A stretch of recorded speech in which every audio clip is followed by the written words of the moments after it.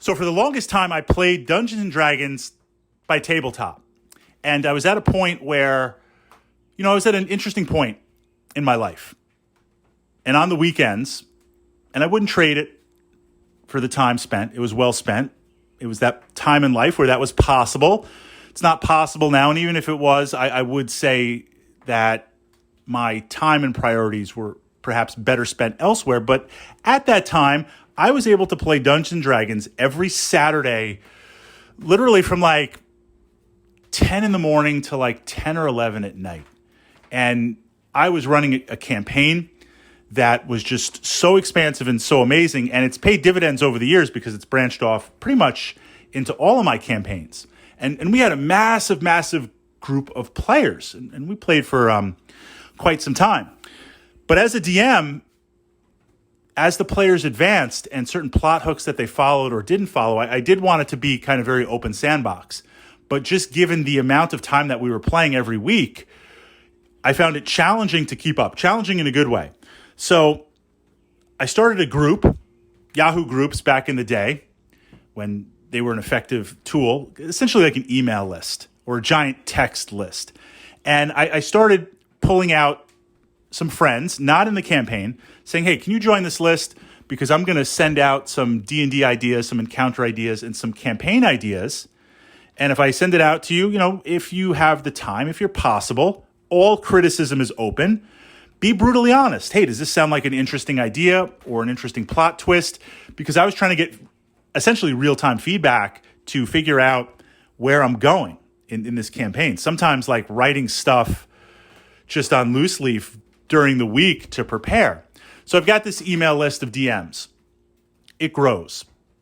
The DMs on that list say, hey, I've got some players. Can I bring them on your list? Because there's a couple of cool ideas. And those players come on and join the list. So we go from like 15 or 16 DMs to 68 list members. When I hit about 130 or so, at that point, it started to transform and become almost like a mini game where I would post up certain scenario ideas that I'm thinking about to run next week in my tabletop campaign, and the players on the list in character would respond, just the characters that they were playing in their own D&D game. So before I know it, we're playing D&D play by post, and we've got this massive campaign going, and it fed into my real campaign tremendously. I ran that game for about a year. And this was the first time when I realized, hey, I've got these D&D books. I've got this Dungeons and Dragons thing, this stuff. I don't have to play tabletop. I can play by email, play by post. Now, vastly different, right? Obviously, combat drags down forever. Combat will happen, even if it's streamlined, but it focuses it more to the role-playing side. But I could upload images and maps. People were able to play in character.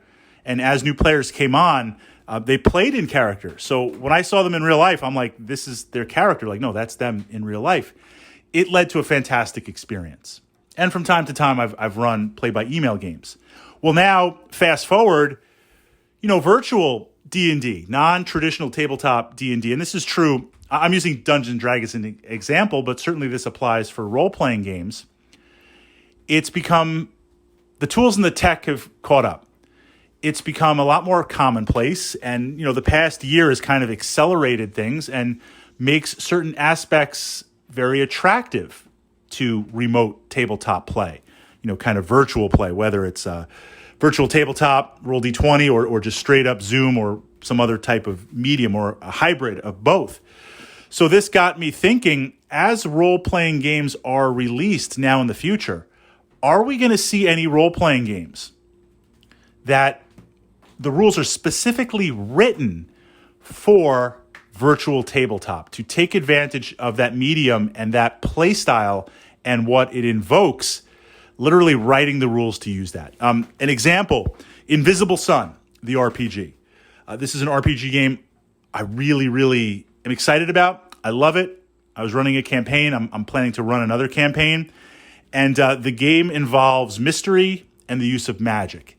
And the game is played through the black cube, the obsidian cube. This is literally a giant box that you open up, and there's props in the game. There's cards, there's presentations, there's maps. One could say you don't need them to play, and that's true, but the game was created to utilize these props that players would be able to look at and uncover key features or be able to manipulate certain aspects of Magic. Essentially, they all play Magic users. And to have that change. So it's a storytelling device, and they're kind of mysterious, and you don't really know what they do, and you kind of figure out what they do. And the GM, I don't really know what they do. It's a exercise in that. That's an example of a game that says, look, physical props are interesting. We're going to go all in, and Fritz is going to show up at your house with this giant obsidian cube that opens up like a puzzle box and is the focal point. I mean, it's so massive, I use it as like the DM screen. I don't even need a DM screen. I sit behind the cube. I sit above the cube and play from that perspective. Again, and you could play without any of the props, and I have, but the game wants to utilize those. So that's an example of, on the far end, going from that perspective.